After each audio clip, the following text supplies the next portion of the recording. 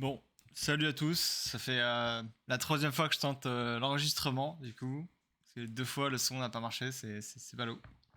Mais là, normalement, le son fonctionne. C'est bon. En tout cas, sachez que du coup, j'ai créé mon petit Discord. Donc voilà, si jamais vous voulez venir me rejoindre, je poste très très régulièrement mes analyses. Voilà, je vais essayer de l'organiser un tout petit peu mieux, je pense. Mais voilà, tous les jours, plusieurs fois par jour, je poste mes analyses et explications. Et je vais commencer à faire un petit peu de contenu éducatif. Voilà, c'est pas de plagiat, pas de partenariat, rien.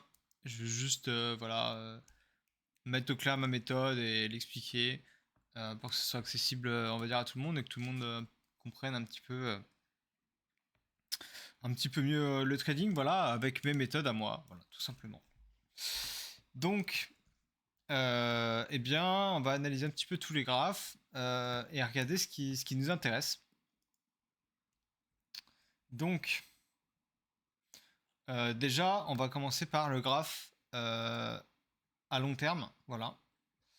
Donc à long terme, c'est vrai qu'on voit sur ce graphe, quand on place du coup le Fibo, eh bien, alors attends, par contre, je sais pas si peut-être tu peux me faire pas. Ah, le son il est chelou, tu me dis là? Ou le son il est normal, c'est bon. Ouais, parce que s'il est chelou, faut me le dire tout de suite. Mais normalement, là, je suis sur le micro, hein. Attends, je vais juste vérifier. Ouais, je suis sur le micro là, normalement, il devrait être bon le son.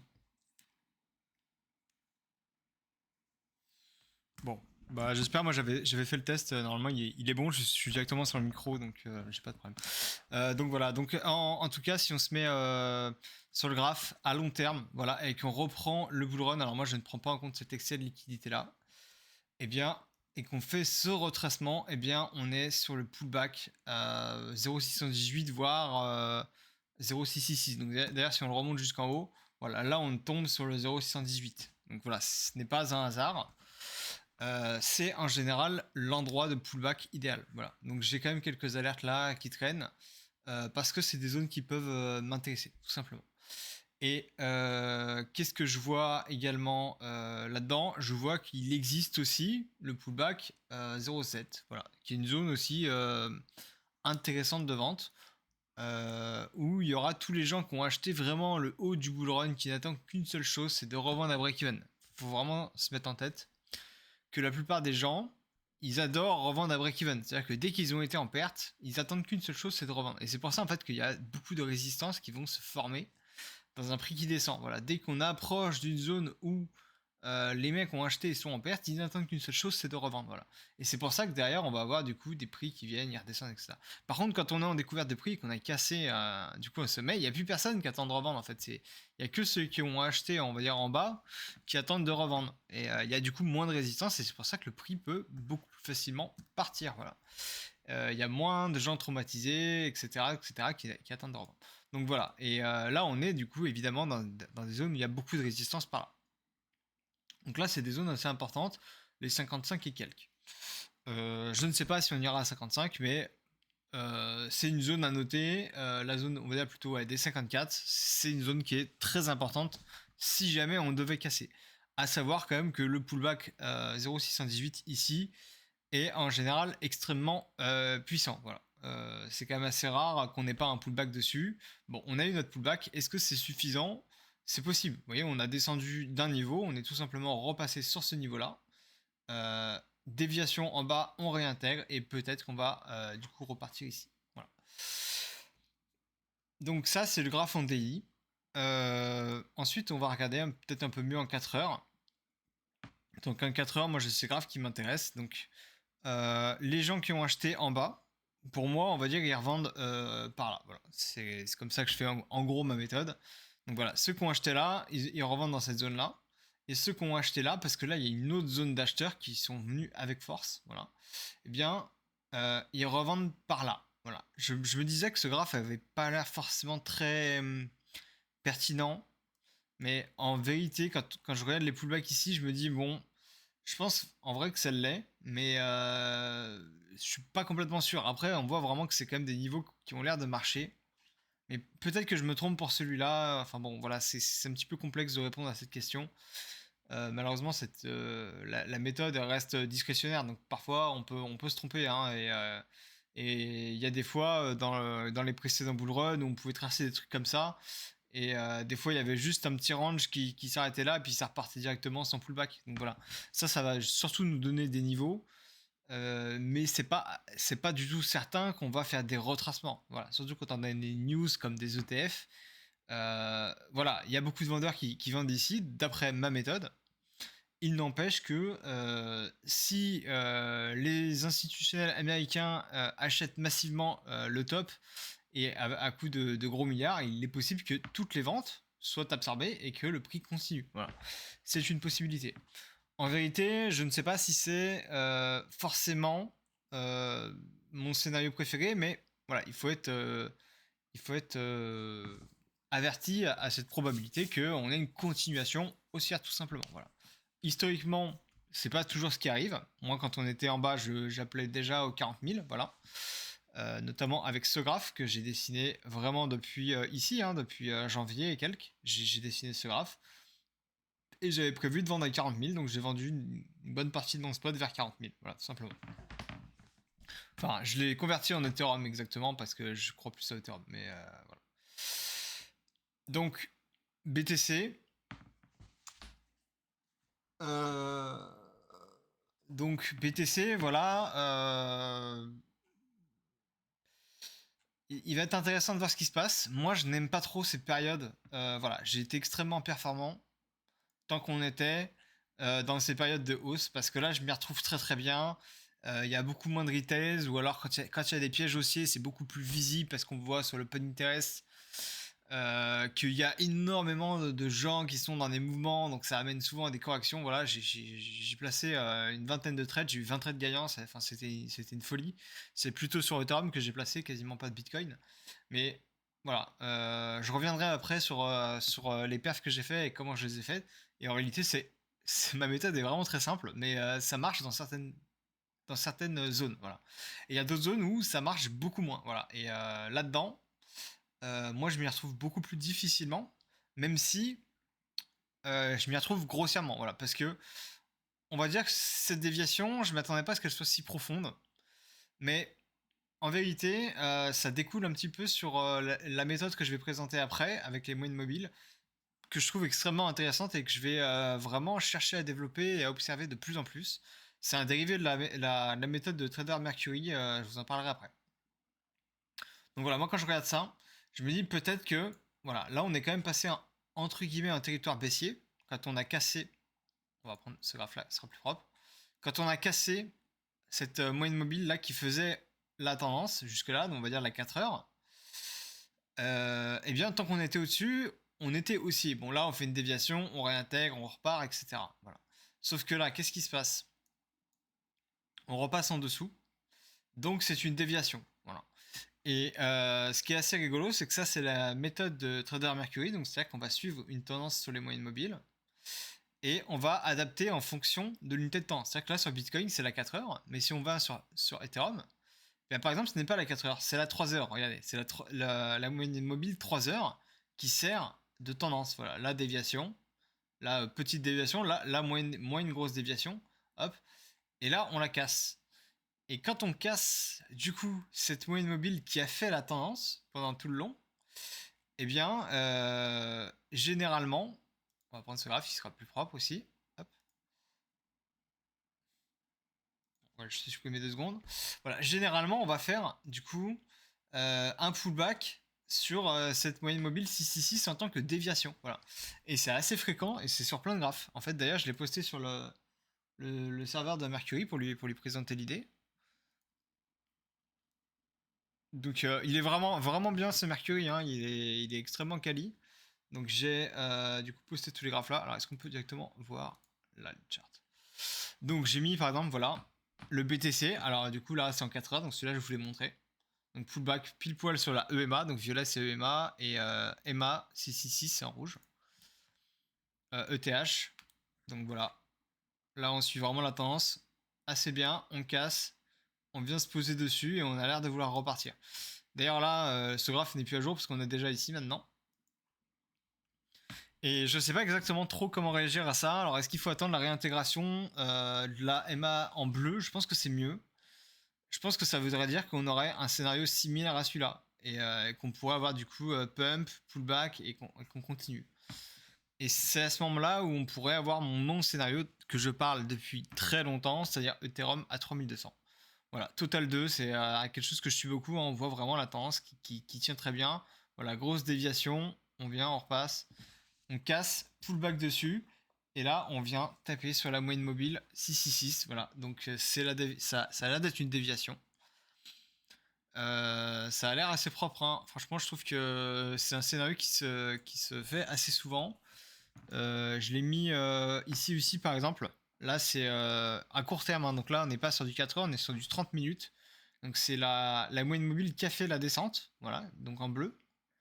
On voit que c'est elle qui nous a fait de tendance baissière, parce qu'on était réintégré à chaque fois par elle. Dès qu'on la flip, ici on voit pullback dessus, et ça part. Et là regardez, on vient bloquer sur les moyennes mobiles, et on fait le flip, voilà. Donc là on réintègre cette moyenne mobile, pullback dessus, et là on voit qu'on retient encore ici, etc.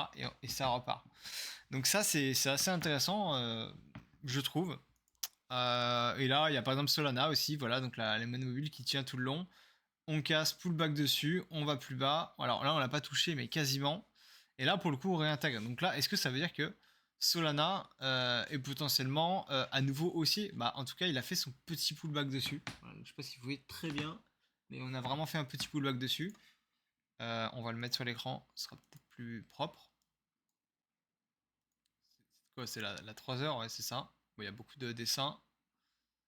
Mais on voit ici, voilà, le pullback dessus. Voilà, on réintègre pullback dessus et on a l'air de vouloir repartir. Franchement, je pense que c'est un signal plutôt haussier. Hein. Il y a pas mal de trucs qui sont plutôt haussiers. Donc quand je regarde le total 3,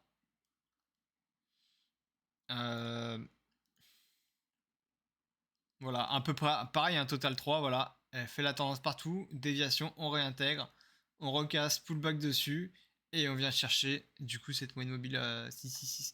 Et en fait, pourquoi je vous montre tout ça? Parce que cette moyenne mobile, en fait, quand on a, quand on a identifié la moyenne mobile qui nous fait la tendance, et bien ici on veut avoir la moyenne mobile avec le pullback parfait de déviation. Donc en fait, c'est là où on peut mettre des ordres canne à pêche et on peut se dire ok, bah, j'ai envie de mettre un ordre ici et attendre que le prix arrive ici parce que la probabilité de rebond est très importante.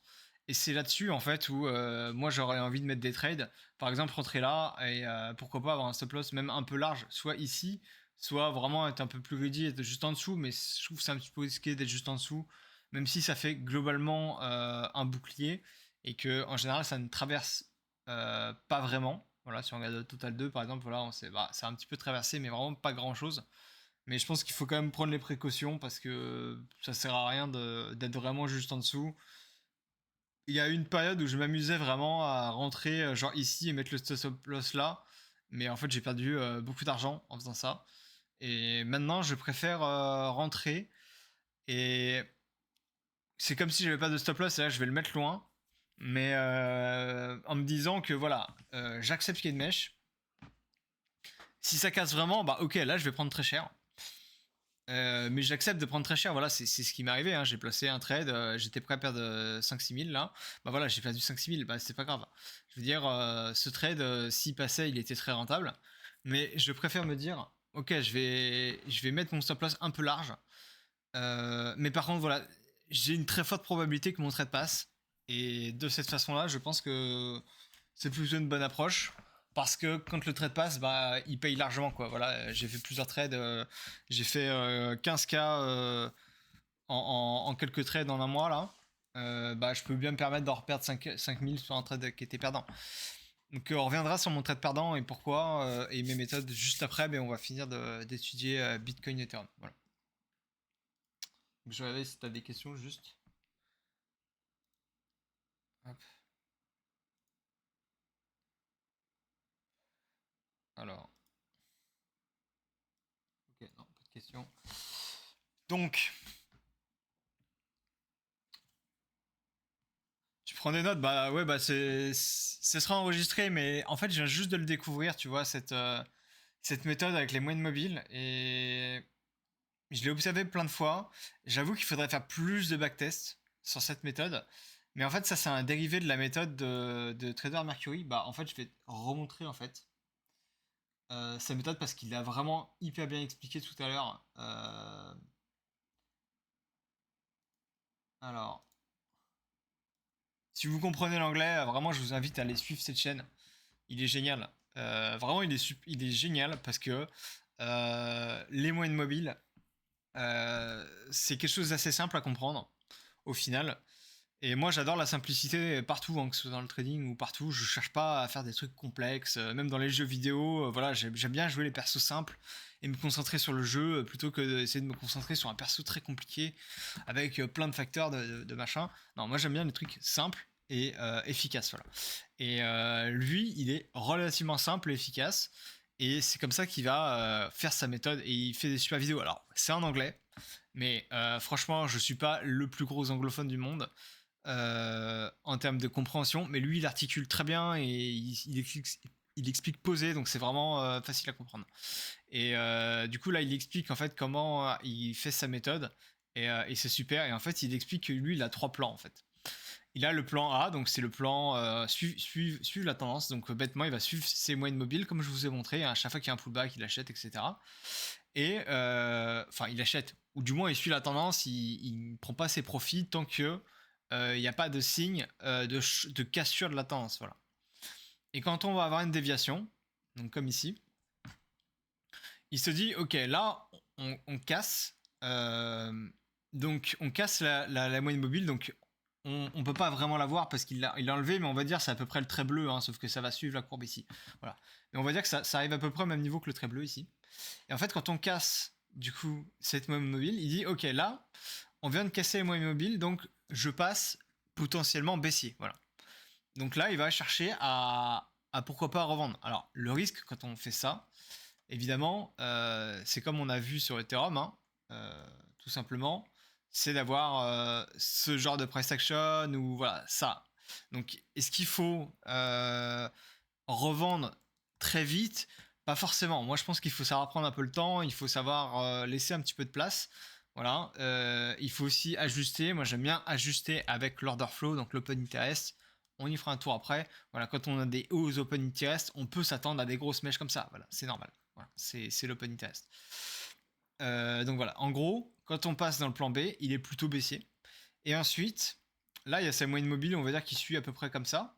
Et là, le but de sa moyenne mobile, en fait, ça va être de repasser au-dessus. Donc si on repasse au-dessus, c'est-à-dire qu'il repart en plan A. C'est-à-dire que ça, voilà, ça c'était une déviation.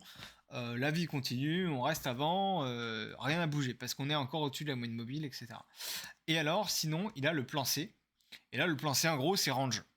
Donc le plan range, c'est-à-dire que là, la moyenne mobile est là, et sauf que là, la moyenne mobile, dans le plan C, elle ne marche plus. Voilà. Elle ne marche plus. Pourquoi? Parce que en trading, c'est toujours le cas. Et je pense que c'est le cas, même pas que en trading, un petit peu partout. Il y a des méthodes qui fonctionnent, mais malheureusement, elles ne marchent pas tout le temps. Et il faut être capable d'identifier les phases de marché où elles fonctionnent. Et il y a des phases de marché où elles vont très bien fonctionner et des phases de marché où elles vont pas du tout fonctionner. Voilà. Et la méthode des moyennes mobiles, elle fonctionne dans une phase de marché bull market. Voilà. C'est-à-dire que ça ne marche que en bull market. Si on est, enfin, bull market ou en tendance, voilà, en tendance plutôt, parce que ça peut très bien marcher en tendance baissière.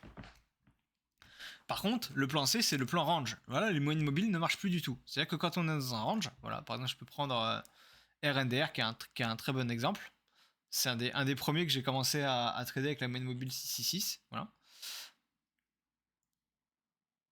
Ici, voilà, on avait du coup notre tendance, et on peut prendre la moyenne mobile 666 4 heures. Hein. Donc à partir de là, jusque là, on va dire que là, tant qu'on arrivait sur les mobiles 666, en rouge là, on était rejeté et on retournait plus bas. Voilà. Hormis des micro-déviations, ça marchait. Sauf que là, qu'est-ce qui se passe? Ici, on repasse à la hausse. Donc là, on pourrait se dire, ah ok, bah on repasse à la hausse, c'est boule. Bon, et là on repasse en dessous. Ah bah là c'est bien. Ah bah là c'est boule. Ah bah là c'est bien. Voilà, on ne peut pas faire ça. On peut pas s'amuser à revendre et à racheter tout le long. Sinon, on se fait porte de saloon et ça fait très très mal au portefeuille. C'est comme ça que j'ai perdu le plus d'argent dans les ranges. Je tradais pas avec les moyennes mobiles, mais c'était exactement avec ce genre de comportement. C'est-à-dire que ah tiens on est boule, ah tiens on est bière, ah tiens on est boule, on est bière. Non, il faut pas faire ça. Là, il faut se dire ok, là la méthode ne fonctionne plus. Voilà, tout simplement, bah, parce qu'elle n'est plus efficace.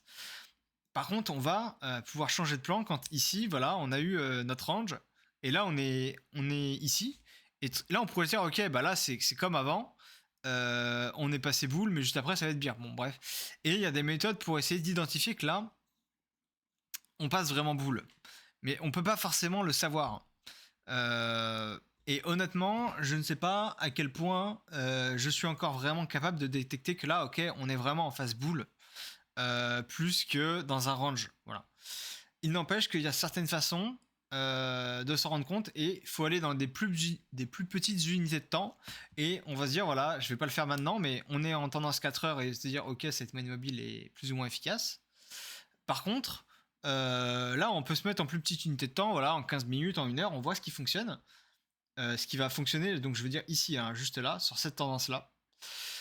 Et on se dit bah voilà, tant que cette tendance là elle tient, eh bien, on peut se permettre de tenir éventuellement ce trade. Voilà, tout simplement parce que la tendance à court terme tient, mais le jour où la tendance à court terme tient, ne tient plus, ça veut dire que potentiellement on va avoir une faiblesse dans la tendance long terme. Voilà. Et donc du coup, eh ben, il faut faire attention à ce trade. Voilà. Tout ça, c'est ce qu'apprend Trader Mercury. Hein, voilà, il faut savoir rendre à César ce qui est à César. Et c'est Trader Mercury qui est vraiment excellent avec ses modes mobiles. Il m'a vraiment beaucoup aidé pour faire mon système et le mettre en place et le finaliser pour améliorer les tendances. D'ailleurs, il y a plein de fois où, avec mes Fibo, en réalité, j'avais des signes de faiblesse que j'aurais pu mieux anticiper grâce à cette méthode. Et c'est vraiment un très très bon système. Je recommande hautement d'aller suivre son contenu également. Voilà. Donc, voilà. Et donc, le plus important en trading, c'est de savoir quand appliquer son système. Ça, c'est vraiment très important. Donc voilà. Quand on est en phase de range, on trade comme un range. Quand on est en tendance, on ne trade pas comme un range. Voilà. Chaque méthode a sa propre façon de faire. Et on peut trader la tendance et le range indépendamment. Mais on ne peut pas trader de la même façon les deux. Voilà, ça peut paraître simple dit comme ça, mais c'est le plus difficile en trading, c'est d'être capable de détecter ces phases. Voilà. Donc, je reviens.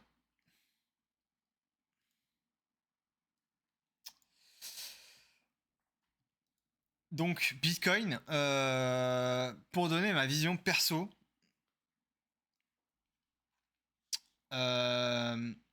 moi j'ai l'impression qu'on va avoir une espèce de range, qu'on va avoir, pourquoi pas, un sommet ici. Voilà, moi j'ai dans ce coin-là. Donc, qu'est-ce que c'est que ce coin-là? Ah non, c'est pas le bon graphe. Hop. Donc j'ai beaucoup de Fibo, désolé, mais je dois les garder pour. Bon, celui-là, je peux l'enlever maintenant, il ne sert plus à rien. Alors, ça,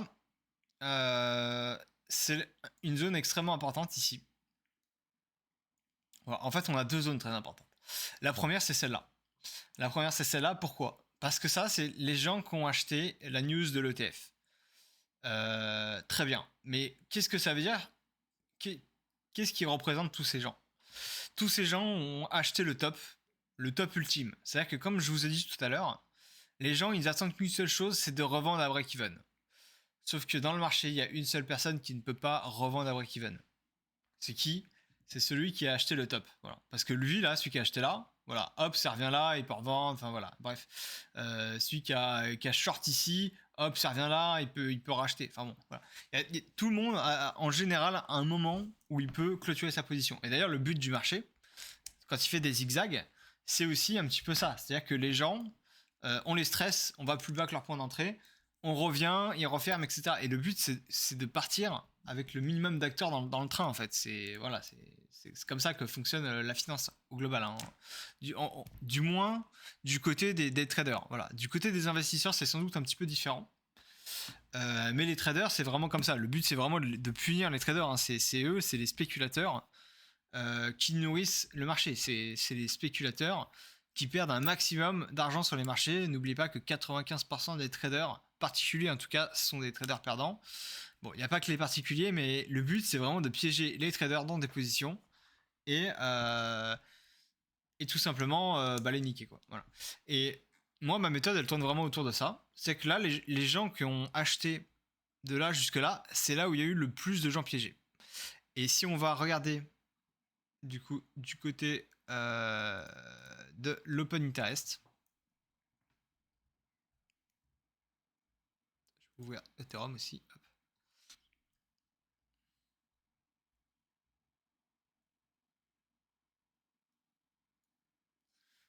Voilà, c'est ici. Alors on voit qu'il y a un énorme, oui c'est bien là. Hein. Il y a un énorme FOMO du coup sur cette zone, eh bien d'ETF là. Mais malgré tout, quand même, je dois quand même faire la remarque parce qu'on va faire un petit peu le tour de l'open interest. On remarque quand même qu'à long terme, ce n'est pas si atroce. Voilà. Ce n'est pas si atroce. Pourquoi? Parce qu'on voit vraiment que le prix monte légèrement. C'est pas incroyable, mais le prix monte quand même. Et que là, l'open interest descend. Donc pour ceux qui ne suivent pas ce qu'est l'open interest, parce qu'on m'a demandé de faire peut-être un peu plus synthétique parfois pour les débutants. Donc l'open interest, c'est le nombre de traders, enfin le nombre de positions ouvertes sur les marchés. Donc ça représente magnifiquement bien les spéculateurs parce que les investisseurs ils passent en général par le spot et les traders passent par les contrats futurs. Voilà, ce qui représente l'open interest. Donc l'open interest c'est la totalité des contrats dérivés. Or, là, on parle juste des contrats dérivés futurs, donc c'est ce qui est le plus utilisé, genre Bybit, les futurs, quoi. Voilà. Donc, ce qu'on veut, nous, c'est qu'il y ait le minimum de spéculateurs dans le train et un maximum, entre guillemets, d'investisseurs. Donc, on aime voir les gens qui achètent en spot et l'open interest qui baisse pour avoir moins de spéculateurs. Donc ça, on va dire, à moyen terme, c'est bon. Il n'empêche qu'à long terme, si vraiment on regarde en daily, on reste quand même un peu élevé. Ça, c'est un problème. Enfin, un problème. On n'est pas non plus à des niveaux historiques hein, comme le plus haut. Pourtant, on est aussi haut que là. Ah oui, on a rejoint le même niveau qu'ici. Bon, ouais. C'est vrai on est un petit peu élevé. Voilà. On est un petit peu élevé et il y a Adam qui faisait cette remarque sur ce trade qui est assez intéressant. Donc je l'ai gardé de côté ici. Et en fait, il expliquait voilà, que l'open interest était un petit peu élevé et que pour lui, il s'attendait quand même à une petite punition globale du marché, que potentiellement il y avait peut-être des gens qui étaient un petit peu obligés d'acheter pour défendre des positions. Voilà, il y a plein de trucs assez intéressants et peut-être que le marché aura besoin de purifier une petite fois avant de partir. Voilà. Ce serait les 30 000. À savoir que, pour le coup, si on descend en 30 000, ça va punir fortement les traders. Par contre, ça va récompenser fortement les investisseurs. Parce que les investisseurs qui sont en retard et qui veulent, eux, investir à 30 000, il y en a potentiellement légion, en fait. Et du coup, c'est toujours une bonne question de savoir est-ce qu'on va permettre aux investisseurs d'y aller ou est-ce qu'on va permettre aux traders de rester gagnants quoi. Voilà. Après, il n'y a pas vraiment de bonne réponse parce que pour moi, je trouve que c'est un petit peu superflu de penser tout ça parce que en réalité, le marché ne cherche pas vraiment toujours à punir telle ou telle catégorie. Je pense qu'il y a aussi pas mal de gens, tout simplement, ils ont leur zone d'achat, ils ont leur zone de vente approximative. Et voilà, c'est comme ça. Donc, après, si forcément il y a beaucoup plus d'acheteurs, le prix va moins corriger. Voilà. À noter que moi, je regarde toujours quand même la MA 666 3D hein, qui a servi vraiment pour imprimer quasiment tous les bottoms depuis le début. Hein. Voilà, bottom. Là, c'est la EMA bottom. Là, le crash Covid. Hein. Le fameux hasard qui s'arrête pile poil ici. Hein. Voilà. Là, on l'a cassé une seule fois en déviation. Donc là, déviation, réintégration, pullback dessus. Voilà. Ça, c'était le crash USDC. Hein. Voilà, le pullback est parfait. Mais en même temps, quand je regarde mon graphe, je crois que c'est celui-là. Bon, là, je l'ai pas dessiné. Ah bah si, je l'avais dessiné là. En fait, quand on prend... Attends, je vais le faire plutôt là. Quand on prend, en fait, le bas ici et le haut là, et... non, je l'ai peut-être mal placé. Ah non, je suis peut-être pas sur le bon graphe. Bon, si on prend le graphe Binance, normalement, c'est plus propre. Attends. Hop.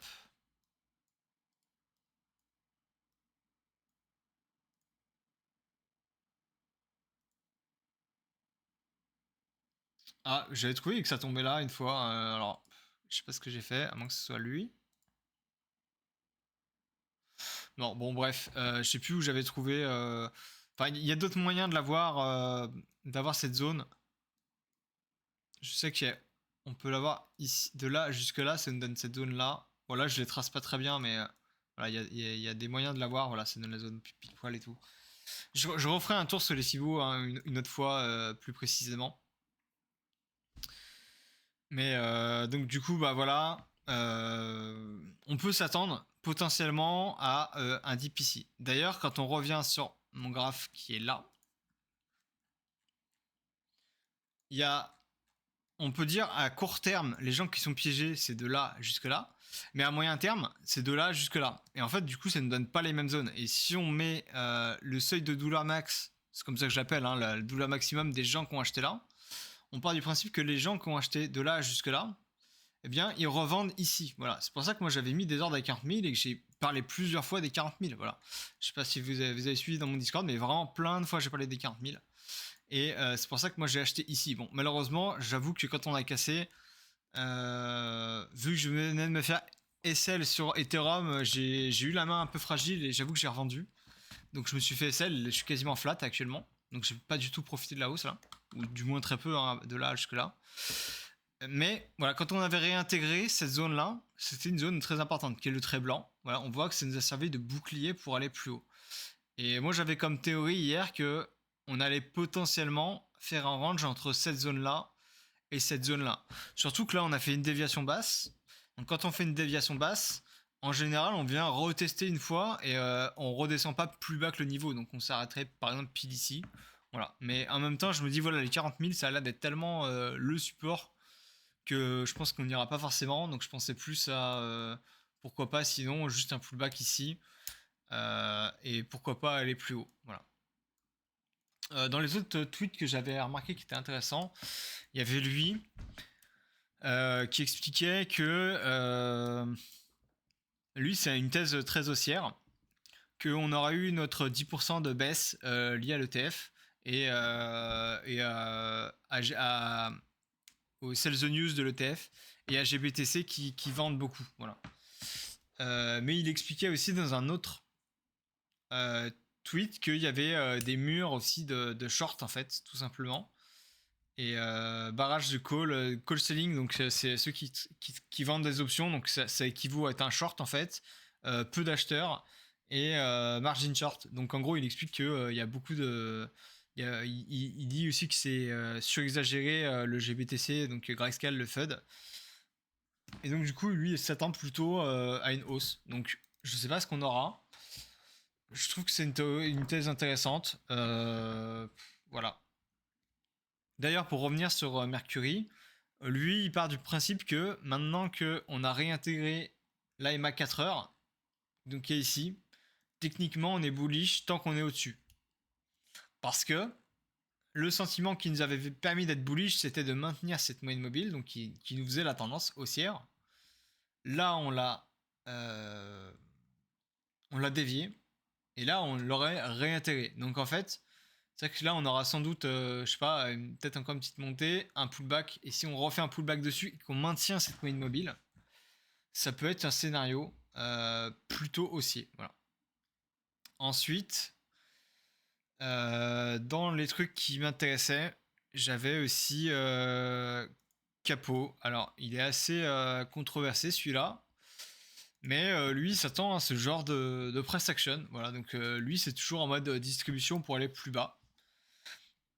Et c'est vrai que c'est assez intéressant, je trouve. Donc voilà, on a ce genre de schéma. Alors lui, il s'attend à un plus haut Moi, j'y crois moyen parce que les Fibo nous ont donné les 0,666 pile poil. Et en général, quand on les a pile poil, c'est assez rare que on vienne un petit peu au-dessus. En général, quand on va rechercher ces niveaux-là, c'est parce qu'on les a frôlés, mais qu'on les a pas touchés. Et là, on les a touchés. Donc, moi, j'ai un peu du mal avec ce scénario d'aller chercher plus haut. Mais après, voilà, tout peut arriver. Et c'est pas parce que le Fibo dit pas ça que ça ne peut pas arriver. Mais je serais quand même assez intéressé par cette théorie et je l'ai en tête. Voilà. Très honnêtement, moi, quand on est dans un range, je suis un peu perdu. Hein, je sais pas trop trader ça. J'ai toujours perdu énormément d'argent dans les ranges, donc je fais très attention de ne pas rendre tout l'argent que j'ai gagné. Et le but, c'est d'attendre de me retrouver dans un moment où, pour moi, ce sera très facile de voir et où je pourrais vraiment miser très gros avec conviction. Voilà. Donc là, en ce moment, je suis assez calme. Et quand je pose des trades, c'est vraiment des tout petits trades. C'est limite, je te vois limite pas les poser, ça sert à rien, quoi.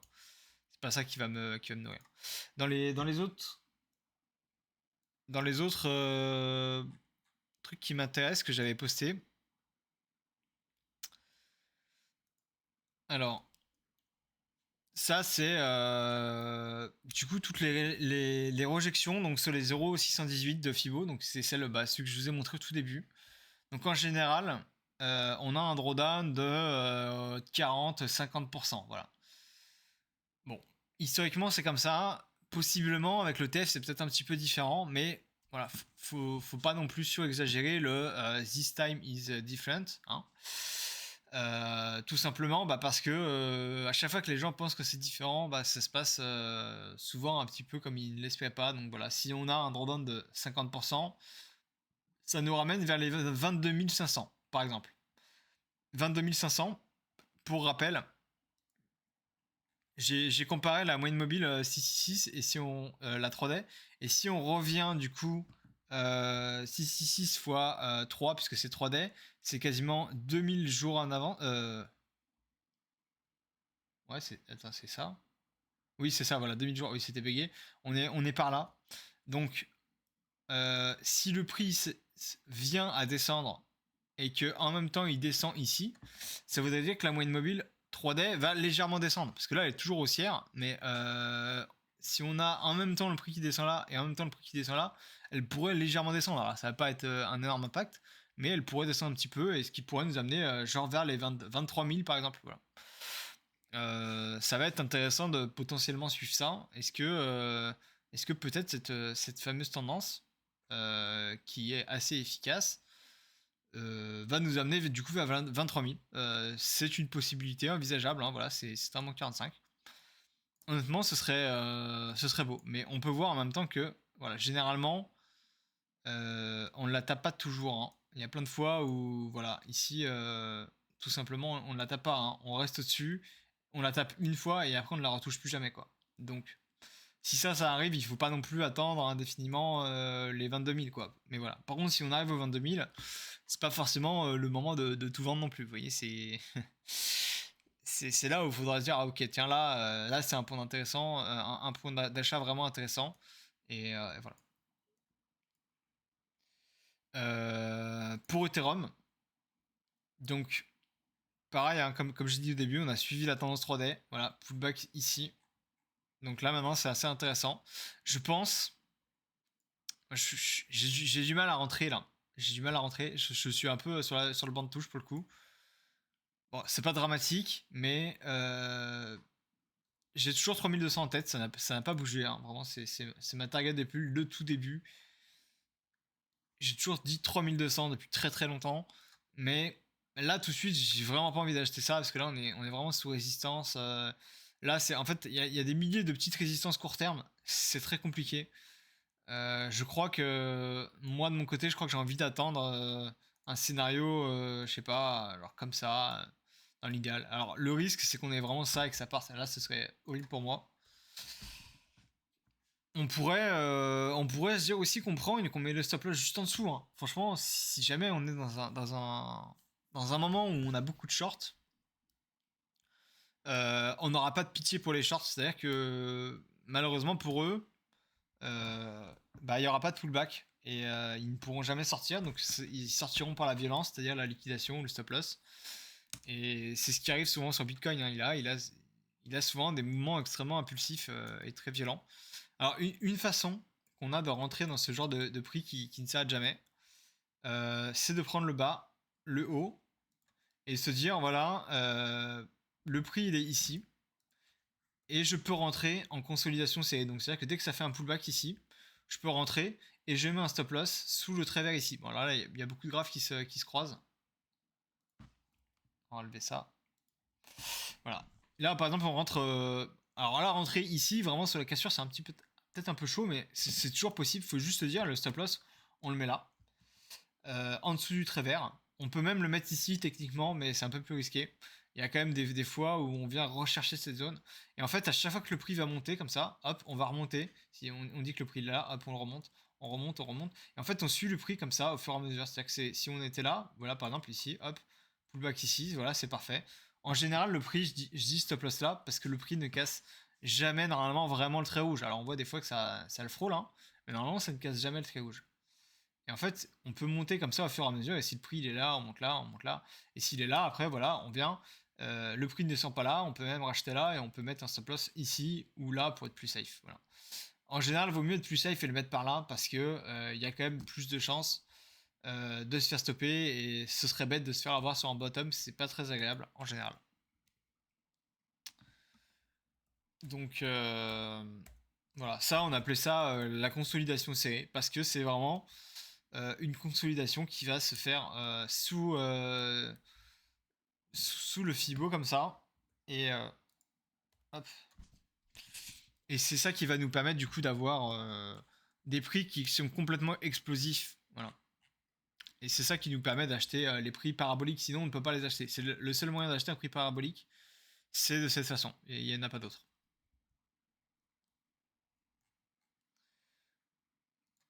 Donc voilà, on va faire un petit tour sur. Parce que là, j'ai dit beaucoup de choses. Alors, j'ai peut-être dit des trucs en plus hier que je sais plus que je voulais dire. Mais bah, écoutez, c'est pas grave. C'est tant pis. Dans les coins, juste que je regarde, que j'ai de près, j'ai un. J'ai RNDR qui est assez intéressant. Donc là, il est vraiment dans une zone de vente, hein.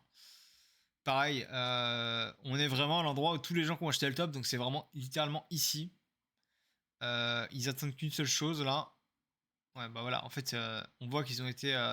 Si on reprend du coup ce graphe, ceux qui ont acheté là, pour moi, leur seuil de douleur maximum c'est ici. Et donc quand ils sont là, ils ont vendu. Donc une fois qu'ils ont vendu, le prix peut repartir. Voilà. Et l'autre zone qui est extrêmement importante, c'est juste en dessous là. Donc juste vraiment pile poil où on est. Et là, c'est une résistance majeure parce que tous les gens qui ont acheté là et qui n'ont pas craqué ici pour revendre, ils attendent qu'une seule chose, c'est de revendre à break-even, donc ici, on va dire. Voilà. Et là, du coup, c'est une résistance majeure et je veux dire 95% des fois, on a au moins un rebond sur cette zone. Voilà. Même si on doit redescendre là avant de repartir, on a quasiment tout le temps un rebond là. Pourquoi? Parce que c'est une zone de vente majeure. Voilà. Voilà. On peut le faire avec ou sans les Fibo, hein. Il suffit juste de regarder le prix comme ça, on zoome. On voit, ah tiens, les gens qui ont acheté là, ce sont les dindons de la farce. C'est vraiment les gens qui ont acheté toute fin. Voilà. Et du coup, ces gens-là, ce sont les gens qu'on va vraiment chercher la douleur. Et pour moi, la douleur est ici. Et c'est l'endroit où j'aurais pu être intéressé pour acheter, en vrai. Voilà. J'aurais pu être intéressé. Donc, RNDR, je n'achèterai certainement pas là, mais peut-être que si on a un pullback qui revient voilà, sur cet EMA ici, en bleu, une petite alerte, peut-être que là, ça pourrait être intéressant. Ça va être intéressant, voilà. BTC, donc moi dans les zones qui m'intéressaient beaucoup, donc là j'ai parlé de cette zone là de personnes à risque, et ça nous donne du coup la zone des 40 000, mais ça nous donne aussi ces zones là, qui sont partout. Et c'est des zones où on pourrait s'attendre à avoir un range, voilà. Moi j'ai tracé ça aussi qui me donnait du coup ces zones là pour longue, potentiellement. On peut avoir des ranges dans toutes ces zones là, voilà, et on peut même aller jusqu'ici en vrai, c'est pas impossible. J'ai quoi sur mon autre graphe?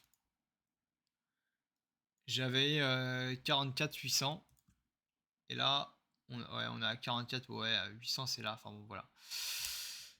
C'est des zones intéressantes. Moi hier soir j'étais plus en train de me dire qu'on va faire un range entre cette zone là et cette zone là ou cette zone là. Mais Honnêtement, je me demande de plus en plus si ça va pas partir haussier à fond. Encore une fois, j'ai vraiment du mal à me placer dans ce genre de price action. C'est vraiment pas mon délire, les ranges. Là, c'est la machine à laver, c'est très difficile. Voilà. Mais il y avait des façons de se placer, hein. Honnêtement, la moyenne mobile 30 minutes, ici c'était propre, hein. Franchement, j'ai hésité à le faire. Mais je me suis dit que je voulais pas trader, donc je l'ai pas fait. Et malheureusement, il n'y a pas eu d'autres putback derrière. Donc voilà. Donc Bitcoin, ce sont les niveaux qui m'intéressent. Donc à court terme, il y a ces niveaux-là. Et à moyen terme, ben,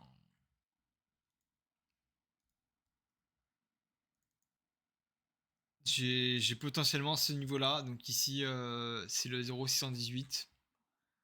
Ça donne 46 000 piles. Donc 46 000. Ouais, c'est même plus bas que c'est là. 46 000, voilà. Ici. Donc ça, c'est une zone importante qu'on va devoir suivre aussi. Ici, on est un peu au milieu de rien. Même si on est à peu près à ce creux. Mais c'est les 0,618 du retracement de Fibo. Donc je pense que c'est pas rien. On peut voir à quel point il a été précis dans le passé, hein. Regardez, c'est vraiment pile poil, c'est le bout de la mèche. C'est parfait. Ici, on s'est quasiment arrêté dessus tout le long. Voilà. Ici, il n'y a pas grand chose, j'avoue.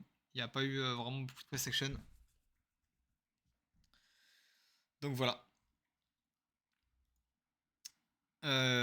Pour l'Open Interest, donc on va revenir sur l'Open Interest. Donc on peut voir en tout cas que voilà, on a cette espèce de baisse. On va dire, on a cette hausse à plutôt long terme. Mais à moyen terme, ici, on a quand même une baisse. Donc ça, c'est assez positif. Et il y a quand même énormément de shorts visiblement qui se font avoir. Voilà, on voit le prix qui monte et l'OI qui descend. Ça c'est des shorts en fait. Enfin, et on pouvait voir aussi ici qu'il y a à chaque fois qu'il y a une bougie verte, voilà, il y a une bougie rouge en bas. Donc ce sont des shorts, hein, qui se font liquider tout simplement. Voilà, voilà, c'est des longs. Voilà, ici bougie rouge. Donc voilà, à chaque fois que je regarde une bougie rouge, c'est tout le temps des shorts. Et là, on voit le prix qui monte et l'OI qui baisse. Donc ça revient un petit peu à ce qu'on a eu avant le crash, mais à l'inverse. Voilà. Et je vais revenir d'ailleurs sur pourquoi est-ce que j'ai raté mon trade à 5000 $ là. En fait, moi je regardais, j'étais déjà un peu fatigué parce que j'avais passé beaucoup de temps à trader cette semaine et j'étais un petit peu moins dedans. Voilà, donc j'avais moins d'énergie, j'avais moins le temps de tout regarder parce que quand je trade à fond, je regarde vraiment tous les graphes toutes les 5 secondes, je les regarde toute la journée quoi, pendant 12 heures quoi. et, euh, et là j'avais moins d'énergie pour le faire et j'ai même pas regardé Bitcoin alors que bah voilà, c'était lui qui était important. Et quand on regarde en fait Ethereum sur la même période, donc moi je suis rentré dans cette zone là. Ethereum c'était pas très mauvais, voilà. C'était pas non plus très très bon l'open interest, mais c'était pas mauvais, enfin voilà, c'était assez stagnant, il se passe pas grand chose. Ici on avait un scénario qui est pas très beau, mais c'était pas non plus extrêmement violent. Pourquoi c'est pas très beau? Parce que là on a l'open interest qui descend, le prix qui descend et l'OI qui monte. Donc traduction, qu'est-ce que ça veut dire? Ça veut dire que là en fait on va avoir le prix qui descend. Et d'une manière générale, si le prix descend, bah il y a moins de gens dans le trade. Donc l'open interest est censé descendre aussi. Sauf que là, il stagne, voire il augmente légèrement. Qu'est-ce que ça veut dire? Ça veut dire qu'il y a des gens qui sont en train d'acheter un prix qui baisse, donc qui sont directement en négatif. C'est-à-dire qu'ils sont en train d'acheter, et c'est des longues, hein. En plus, on peut aller voir un petit peu avec le taux de financement. Alors les funding, c'est pas excessivement précis. Faut vraiment prendre ça avec des pincettes. Par contre, ça peut nous donner une indication. Voilà. Et l'indication, en l'occurrence, c'était là, ici, là, le prix qui descend. Et là, on voit les funding qui montent. Donc ça suggère, je dis bien ça suggère, parce que ce n'est absolument pas précis. Voilà. Faut vraiment prendre ça avec des pincettes. C'est une corde de plus à notre arc, mais ça ne fera jamais, jamais l'arc. Voilà. C'est malheureusement, on ne peut jamais être sûr de rien avec les funding. C'est juste une indication qui va aller dans notre sens, voilà, pour nous aider à interpréter, mais c'est beaucoup moins fiable déjà que l'open interest en tant que tel. Voilà. Faut se dire aussi que 80% du temps, l'open interest c'est plutôt des longues. Voilà. C'est majoritairement des longues qui font de l'open interest. C'est beaucoup plus des longues que ce ne sont des shorts. Et là, du coup, on a le prix qui descend. et Loïc qui monte. Donc en fait, on a des gens qui rentrent et qui sont instantanément en perte. Donc ce sont des gens qui rentrent en levier, hein, faut le préciser. Et donc ils ont un stop loss et ils ont des liquidations. Voilà. Donc si ces gens ils rentrent et ils sont déjà en perte et que Loïc continue à monter, bon là ça stagne à peu près. Mais si le prix baisse et Loïc augmente, eh bien c'est là où en fait on va voir en fait en réalité des gens qui achètent massivement un support qui est en train de lâcher tout simplement. Voilà. Parce que on veut voir au mieux une capitulation. Donc une capitulation, c'est plutôt ça, voilà, qu'on a là. On a eu un scénario un petit peu de type capitulation. C'est-à-dire que là, l'OI, il recte tout le monde, voilà. Et une fois que les gens, ils ont perdu, on voit le prix qui remonte, mais l'open task qui bouge pas. C'est-à-dire que les spéculateurs n'osent pas rentrer, en fait. Ils n'osent pas racheter après cette fait rect, tout simplement. Donc ça, c'est le scénario idéal. Là, il n'était pas très violent, mais regardez, là, il est extrêmement... Là, il est parfait. Là, on a vraiment une grosse liquidation, on fait très très mal. Et après avoir fait très mal, il ne se passe strictement rien. C'est-à-dire qu'il n'y a plus aucun spéculateur qui ose rentrer, même quand le prix remonte fort, voilà, comme là. Il est remonté quasiment au même niveau qu'ici. Bah, en fait, l'open interest n'a pas bougé. Donc ça, c'est royal. Ça, c'est vraiment ce qu'on veut voir. C'est que les spéculateurs ne sont pas dans la course. Et là, on a l'effet inverse. C'est-à-dire que le prix descend et les spéculateurs rentrent dans la course. Donc les positions à risque rentrent dans la course. Donc c'est très mauvais. Voilà. Ça, c'est ce que j'appelais les shorts 5 étoiles. C'est très mauvais. Mais sur Ethereum, encore une fois, c'est pas très marqué. Par contre, là, on va sur Bitcoin et là, c'est atroce. Vous voyez? Parce que là, on a vraiment le prix qui descend violemment avec l'open interest qui augmente violemment. Ça, c'est horrible. Et on a eu le même scénario sur Bitcoin il n'y a pas si longtemps que ça. On va recharger, c'est en 1 heure qu'on va le voir. C'était juste avant le gros crash. C'était ici, regardez ça. Ça là, ça c'est atroce. Ça c'est le pire scénario qu'on puisse voir en fait. C'est-à-dire que là on a un support avec le prix qui descend. Regardez, le prix il descend, hein. Vraiment, ils ont pas acheté jusque là, hein, juste là-dessus. Non, non, ils ont vraiment acheté sur tout le dip là. Ils ont acheté jusqu'à ici. Voilà. Ils ont acheté massivement là, quasiment que des longues. Hein. Pendant que le prix baissait, bah, les mecs ils achètent déjà là, ils achètent là, ils achètent là. Ils sont déjà instantanément en sueur. C'est-à-dire que les mecs ils disent ah ouais ça c'est le dip, maintenant on va partir à 100 000, etc.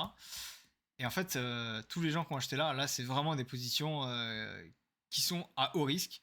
Et ce qui est rigolo c'est que quand on a ça en général on a une capitulation comme on a eu là. C'est-à-dire que les mecs se font tous rec d'un coup sur une bougie. Voilà. Et là on a eu une bougie qui est aussi grande que celle-là pourtant.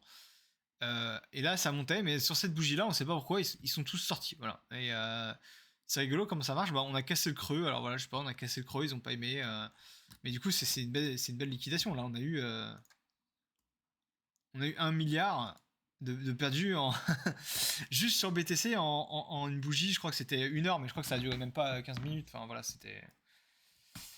Et ça, c'est une capitulation. On voit que le prix vraiment ne bouge plus après. Et ça, c'est plutôt positif. Hein. C'est-à-dire que le marché est traumatisé. Hein. Malheureusement, désolé pour le marché, mais nous, en tant que traders, c'est ça qu'on cherche. Hein.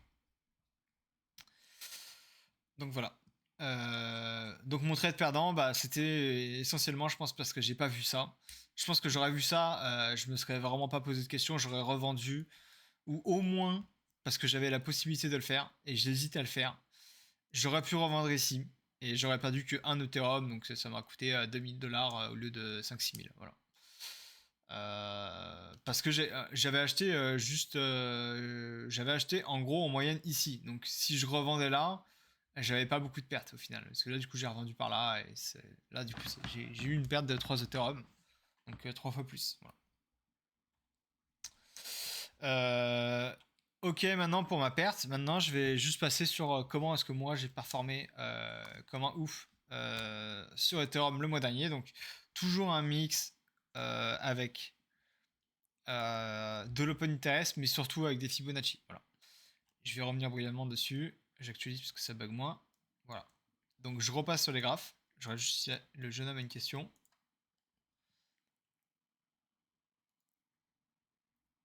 Donc il n'y a pas de question.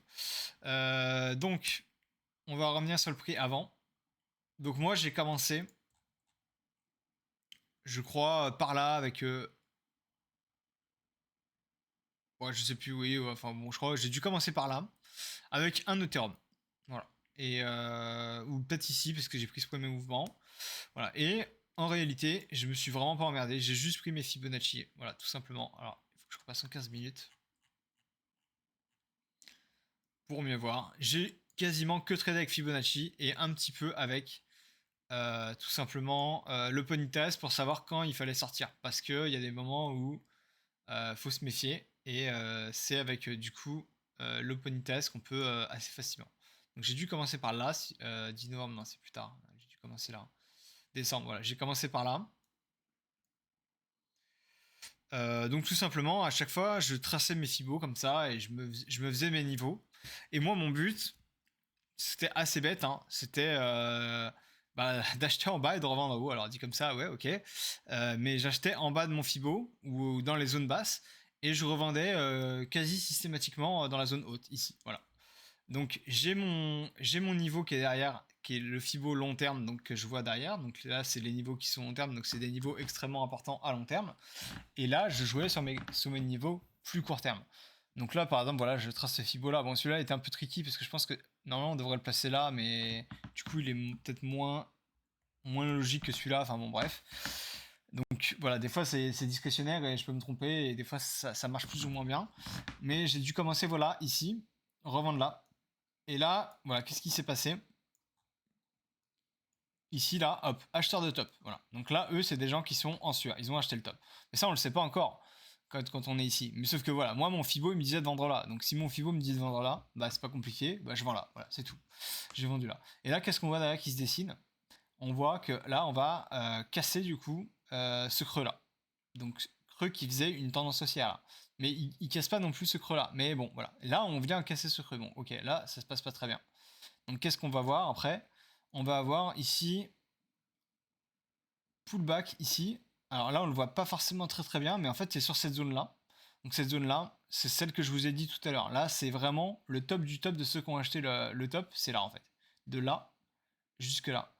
Et cette zone-là, elle correspond pile poil à celle-là en fait. Voilà. Donc là, c'est la zone où tous les gens qui ont acheté le top, ils sont ravis de revendre à break-even. Voilà. Et c'est ce qui se passe. Donc du coup, ils revendent. Et là, on va commencer à avoir une vente qui s'organise. Voilà. Donc cette vente, elle s'organise comment? Bah tout simplement, moi je vais prendre le top, donc je crois que c'est de là, voilà, jusque là. Et vous voyez, qu'est-ce que ça me donne? Ça me donne ces zones-là sur les Fibonacci. Donc tout simplement, moi qu'est-ce que je fais? Voilà, je vois qu'ici, j'ai vendu, je le sentais pas très bien, j'ai attendu, et j'ai placé un ordre ici. Voilà, tout bêtement. J'ai aussi placé un ordre ici, puisque ça c'est ma zone long terme. Voilà. Donc j'ai les deux, j'ai placé un ordre là, un ordre là. Je mettais des stop loss, mais je mettais des stop loss larges. Parce que je me dis, ok, moi je veux pas jouer. C'est comme si je jouais un peu sans stop loss. Si je me dis, ok, je suis prêt à perdre, mais j'ai aussi une haute probabilité de réussite. Voilà, donc je vais plutôt jouer les probabilités, quitte à avoir un risk-reward un petit peu plus moyen. Voilà. Moi je sais plus exactement tout ce que j'ai fait, peut-être que j'ai revendu là, peut-être que j'ai racheté là, et je crois que c'est possible, hein. Je crois que j'avais revendu là pour acheter là, mais voilà, je peux pas tout être sûr de tout. Et ensuite, on va avoir du coup, voilà, cette zone-là qui est une zone aussi d'intérêt pour revendre. Voilà. D'ailleurs, je crois qu'on va la retoucher plus loin. Ah non, on l'a pas retouché. Mais voilà, là j'avais aussi une zone, zone bleue, qui est aussi une zone d'important avec du stress. Voilà. Mais du coup, j'enlève celui-là, même si je pourrais le garder, hein. Là, on voit que j'en avais un autre que j'avais dessiné pour faire la vidéo d'hier. Donc voilà, pareil, hein, zone du haut, hop, voilà, on rachète ici, tout bêtement, hein, vraiment, je suis le Fibo. Je ne m'embête pas. Là, on a aussi une zone du coup de stress. Bah là, on voit que là, ça a vite fait rapprocher, mais là, c'était pas non plus hyper pertinent. Et là, quand on est en bas, on attend que le prix se dessine. Donc là, le prix s'est dessiné, on va dire, à partir de là. On prend le bas, le haut, on se place là. Attends, je crois que je l'ai mal mis. Oui, parce qu'il faut attendre le changement de structure, donc c'est à partir de celui-là. Donc on attend qu'il y ait un changement de structure qui s'opère. Donc là, on a un nouveau sommet, un creux plus bas. Donc on peut partir de ici jusque là. Voilà, je crois que c'est... Ouais, voilà, c'est ça. Bon, voilà, c'est là que je dis c'est discrétionnaire. C'est que des fois, voilà, c'est pas forcément facile. Est-ce qu'il faut prendre celui-là? Est-ce qu'il faut prendre celui-là? Bon, voilà. C'est jamais très simple. Alors on peut le faire avec ce Fibo là, mais on peut très bien le faire aussi avec l'autre, hein. Voilà. Et donc là, bim, hop, je revends là. Je me pose pas de questions. J'aurais pu me tromper et le mettre là et me dire ah bah tiens, j'aurais dû vendre là et c'est pas parti. Ouais, c'est possible. Ça peut arriver, hein. Ça peut m'arriver. Et là, en général, je suis un peu perdu et j'aime pas trop quand ça fait ça. Voilà. Ou alors on peut le placer du coup comme ça, et on le place ici. Voilà, et là ça nous donne pile poil le top. Vous voyez, c'est une grande précision. Et en général, une très belle zone d'achat, c'est pile poil cette zone là. Donc on va voir si on y retourne. Bon là on y retourne et on va même plus bas. Ok, bon, ok. Mais là on voit, regardez, si on étend ça, à quel point, en tout cas, alors ici on passe dans un nouveau cycle. Mais jusque-là, on avait vraiment du coup les zones qui étaient très bien respectées, hein. C'est ça qui est assez propre. J'ai quasiment pas fait de short, hein, mais on aura pu shorter, mais j'ai évité de short dans une phase boule. Voilà, donc là encore une fois, je reprends ce top, voilà, on achète le bottom, tout bêtement. Voilà, j'ai fait que ça en boucle, hein. J'attendais, je revendais en haut et j'attendais que les mecs ils soient piégés et je rachetais les positions piégées. Voilà, donc là j'avais dû racheter là. Je sais plus pourquoi je l'avais pas très bien senti. Ou alors peut-être même si on zoome. Voilà. Et que là, on reprend un Fibo comme ça. Ouais, ou peut-être là, voilà. Je sais pas. Ouais, bon là c'est un petit peu. Je sais plus ce que j'avais fait à l'époque, mais voilà. Soit je l'avais mis là, soit je l'avais mis là. Et du coup, ça nous donne voilà, toutes ces zones-là qui sont des zones. Et là, on va voir ici. D'ailleurs, c'est ce qui est arrivé un petit peu sur le bull run de 2020-2021. C'est que là, on a eu sur le Bitcoin, il manquait une zone ici qui n'avait pas été touchée. Et c'est pour ça qu'on a une deuxième vague derrière qui a été la chercher. Donc là, c'est un peu ce qui a l'air de s'être passé. Donc les gens qui ont acheté là, il y a les suiveurs et à la fin, il y a les mecs qui rentrent en FOMO sur la dernière partie. Et c'est sur eux qu'on se rince, hein, comme d'hab. Donc voilà, puis après, j'ai continué à acheter un petit peu tous ces pullbacks et à continuer à faire cette méthode. Donc là, voilà, on vient, on le prend, on le retrace. Attends, je vais prendre l'autre, il est plus facile à mettre.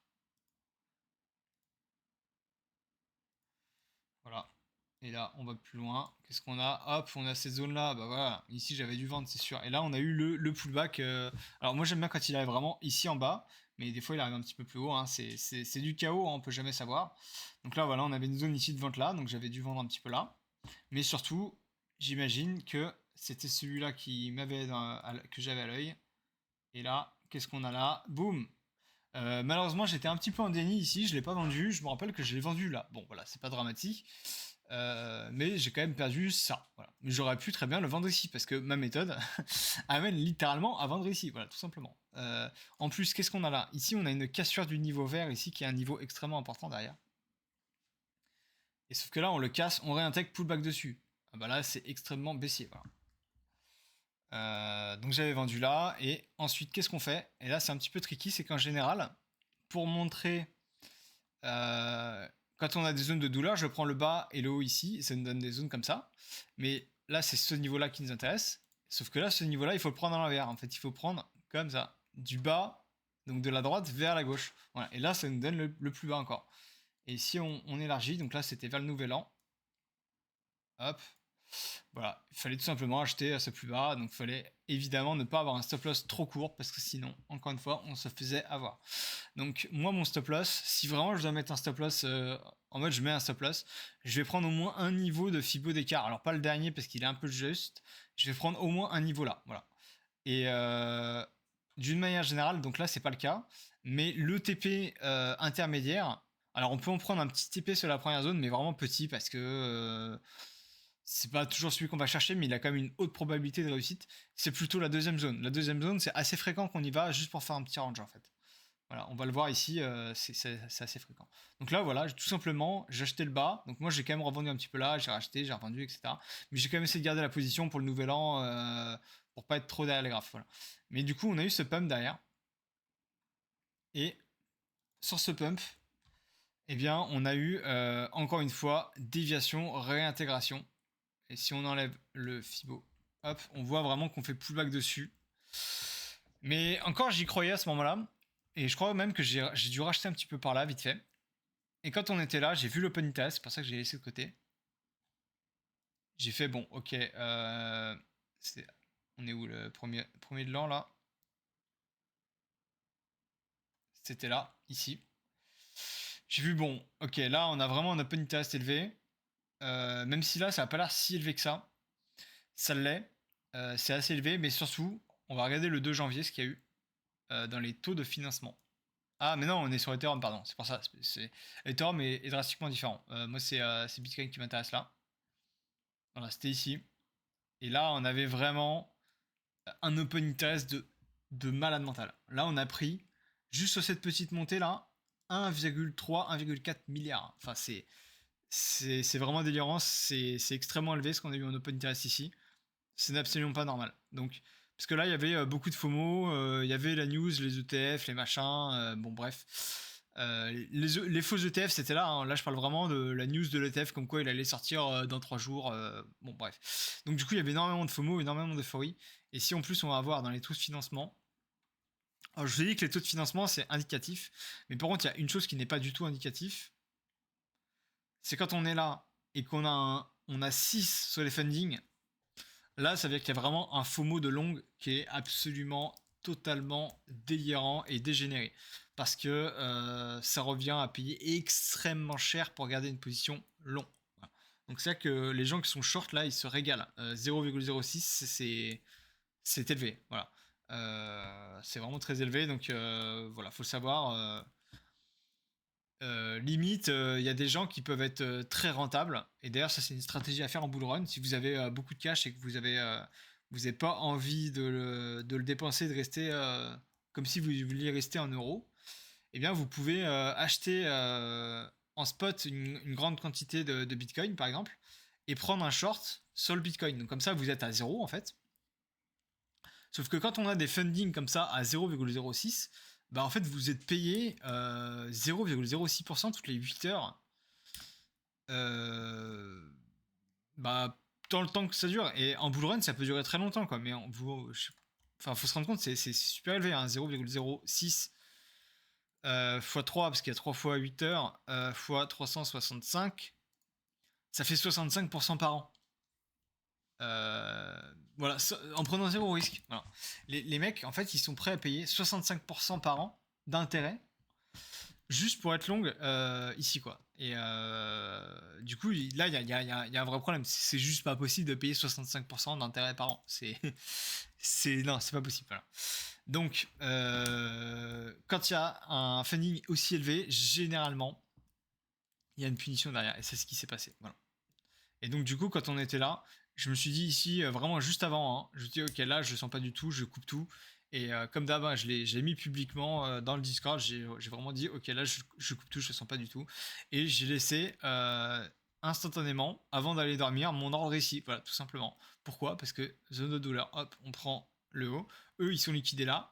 Voilà. Et là, heureusement que je n'avais pas mis de stop loss. Voilà. Parce que si j'avais mis un stop loss, enfin j'en avais un, mais genre, je sais plus, il était genre là, il était super loin. Hein.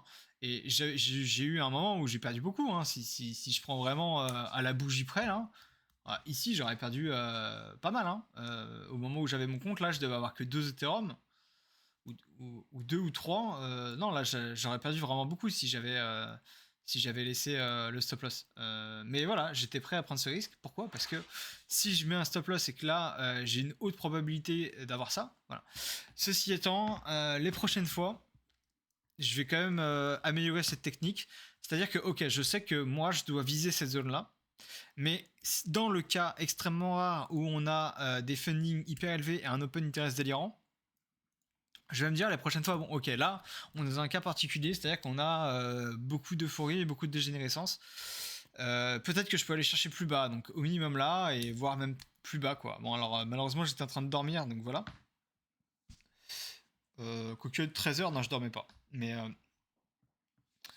en tout cas, voilà, on peut se dire, ok, qu'on va aller chercher la mèche beaucoup plus bas, parce que y a un problème. D'ailleurs, cette mèche en 4 heures, si je ne me trompe pas, c'est le 2 janvier, il est où?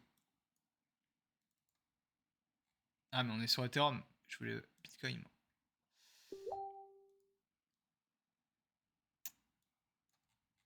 En 4 heures. Ah non, en 4 heures, c'est pas bon. Ok, je pensais qu'on allait taper la MA, mais. Ouais, on l'a quasiment tapé en 2 heures, mais pas en 4 heures. Ok, bon. Mais en tout cas, ici, voilà, on a eu le gros drawdown, on a vu se poser dessus.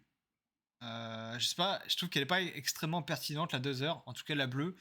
La MA 200 n'est pas giga pertinente, donc ça, c'est quand même un petit peu un problème.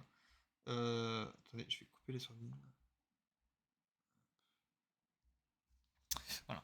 Donc là, cette méthode est un peu bancale parce que ça ne correspond pas avec la MA 200, donc c'est un peu moins bon par rapport à ce que j'ai dit tout à l'heure. Voilà. Donc voilà, pour revenir sur Ethereum, et ensuite, donc voilà, j'en étais là. Ensuite, voilà, on a eu la news de l'ETF. Ici, donc, du coup, j'avais acheté là, j'ai racheté ici aussi. J'ai revendu là et je me suis dit, ok, bon là, il faut y aller avec la news de l'ETF. Franchement, je me suis un peu pissé dessus parce que j'avais vraiment mis beaucoup de risques, hein. J'avais mis genre 100 000 dollars de risque par là, en gros. Là, j'ai dû les mettre là. J'ai dû en mettre la moitié là. Ah non, c'était. Non, c'était. En fait, j'ai dû charger fort ici. Et je suis monté jusqu'à 100 000, on va dire par là. Voilà. Ce qui fait que j'ai eu un pullback quasiment sur mon entrée, hein. Là, on est revenu chercher mon entrée. Et à un moment, j'ai failli me pisser dessus et revendre, hein. Mais je ne l'ai pas fait, j'ai tenu bon. Et j'ai tout simplement placé mon Fibo comme je le faisais d'habitude et je me suis dit que j'allais vendre ici. Bon bah voilà, j'ai vendu là. Tout bêtement, j'ai quasiment pas pris de TP intermédiaire, j'ai vendu là-haut. Voilà. Et quand j'ai vu que ça continuait, je me suis dit ok, il y a peut-être des trucs à faire. Et j'ai pris encore pas mal de petits trades là-dedans qui m'a permis d'augmenter encore mon capital jusqu'à vendre exactement le pic au top avec quasiment toute ma position. Malheureusement, j'ai un petit peu racheté vite et j'ai perdu du coup de l'argent sur ce trade ici parce que j'avais beaucoup de signaux qui étaient positifs pour moi. Donc tous les signaux, j'avais le total 2. Donc pour moi, c'était la moyenne mobile 2 heures. Malheureusement, c'était la 3 heures qu'il fallait regarder. Voilà, c'est un risque. Pourquoi? Parce que la 2 heures ici était très pertinente. Et on voit vraiment que ça suit assez bien tout le long. Mais voilà, c'était la 3 heures malheureusement. Et moi, j'ai acheté quand on était là. Donc Total 2 pour moi, c'est quand même massivement Ethereum parce que Total 3, c'est les altcoins. Total 2, c'est les altcoins plus Ethereum. Et Total, c'est tout avec Bitcoin. Voilà. Donc moi, Total 2, sachant que Total 3, il avait une tête un petit peu de top, hein, voilà, quand je regarde mon schéma d'ailleurs, vous voyez, on est pile posé là. Donc c'est pour ça que les théories bières, moi, elles me font quand même de l'œil, hein, parce que sur ma méthode, d'un point de vue purement mathématique et logique, les premiers acheteurs, les suiveurs et le FOMO, on est là. En fait, on est dans le FOMO. Et en général, quand on est dans le FOMO, on a une correction. Voilà. Et euh, par essence, intrinsèquement, quand on est dans un bull run, on a envie d'être bullish au top. Voilà. Et tout le monde est bullish. C'est-à-dire que même votre influenceur préféré est bullish au top. Voilà, c'est comme ça. On a toujours des narratifs, des raisons d'être bullish au top. Mais la réalité, c'est que voilà, moi, quand je regarde mon graphe, quand je regarde ça, bah, j'ai toutes les raisons d'être là. Pour moi, c'est le pullback, genre Dead Cat Bones. On a cassé la structure et on va casser. Voilà. Il n'empêche que si on regarde aussi les moyennes mobiles, ici, avec le système à la Mercury, bah, on peut avoir un genre de risk reward qui est quand même pas mal. On peut se dire, ok, voilà, je prends un trade comme ça et je vais chercher plus haut. Et la tendance continue. C'est-à-dire que là, on n'a rien intégré. Mais si jamais on vient à casser, même en vrai, on peut même se mettre plus bas. C'est ça qui est bien en termes de risk reward, on est pas mal. Si jamais on vient à garder cette moyenne mobile, on est bon. Et si on repasse en dessous, on repasse dans sa phase qu'il appelle le plan C, c'est-à-dire en range. Voilà. Et donc le range, potentiellement, c'est ranger avant d'aller plus bas, évidemment. Enfin, c'est comme ça que moi je le vois, en tout cas. Même si ça peut ranger et aller plus haut, mais je vois plutôt un ranger et aller plus bas. Surtout que regardez, qu'est-ce qu'on a là? Sommet, creux plus bas. Voilà. Et sommet plus bas, creux plus bas. Donc là, en vrai, c'est extrêmement baissier, même d'un point de vue price action. Donc total 2, en tout cas, moi quand on était là, sur la 2 heures, pardon. Là, on était très haussier, on est encore très haussier. Le fait d'avoir un sommet plus haut, c'est pas forcément très grave.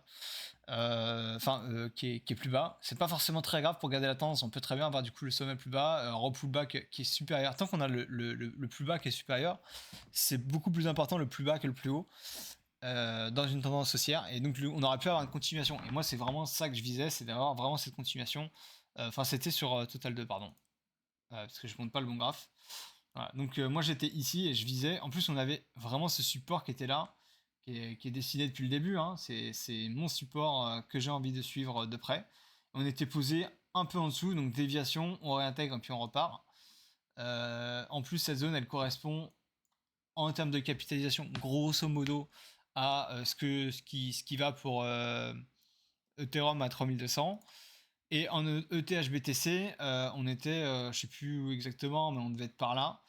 Ce qui m'amène vraiment pile poil sur mon support, quoi. Je crois que c'est ça, le 24 janvier, on était où? Alors, c'était le 22 janvier. Donc 22 janvier, on était... Ah ouais, on était là quand même, ok. Oui, en fait, on était en haut du range, là.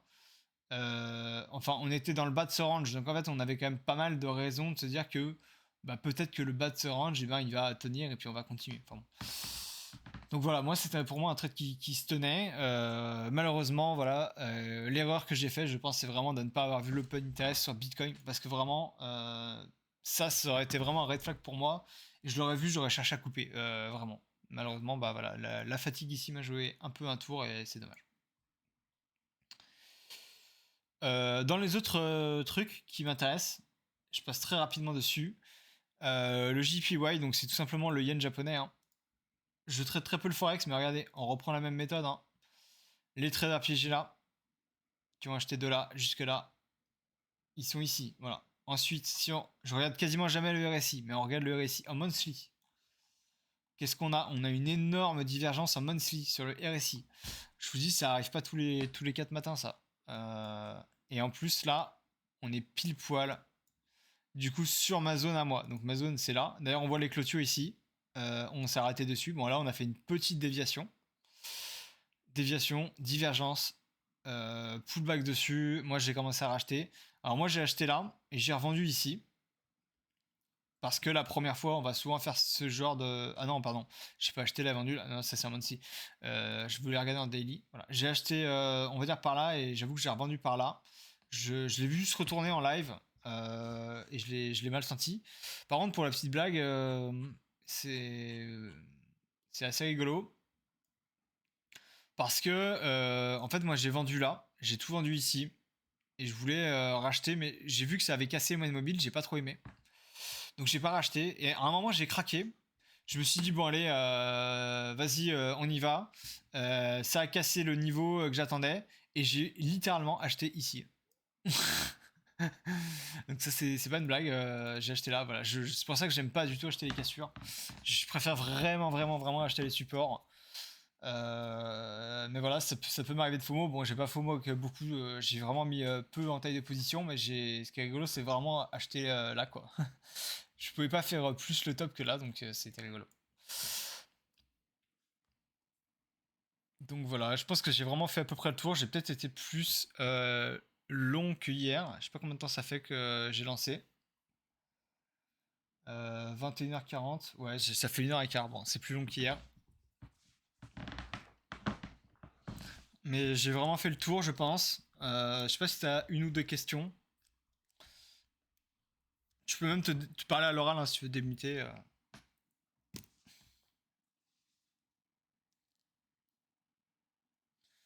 Ouais, mais j'aime pas trop acheter les. Enfin, tu veux dire, j'aime pas trop acheter les tops, mais personne n'aime acheter les tops.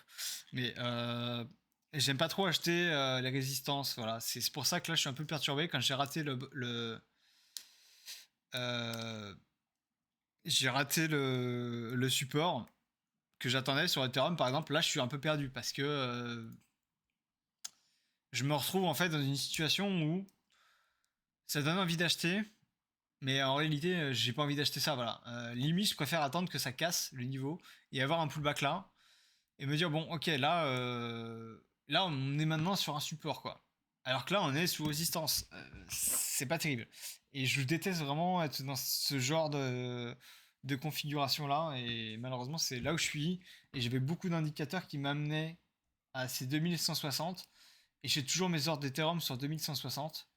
J'avais un bel ordre en plus hein, quasiment 80 000 ou 90 000 dollars, donc c'est un bel ordre que j'attendais. Mais non, il n'est pas venu, donc là je me retrouve un petit peu bloqué. Et si on regarde d'ailleurs dans une tête de temps voilà, un peu plus correcte, voilà, on a eu le changement de structure qui s'est établi. C'est-à-dire que là on a du coup le sommet, un creux, creux supérieur, enfin, sommet tout court, sommet creux supérieur à celui-là, voire un petit peu équivalent, hein, c'est pas très important, équivalent légèrement supérieur. Là, on a un sommet au-dessus et pullback dessus. Euh, Là, c'est un beau setup. Voilà.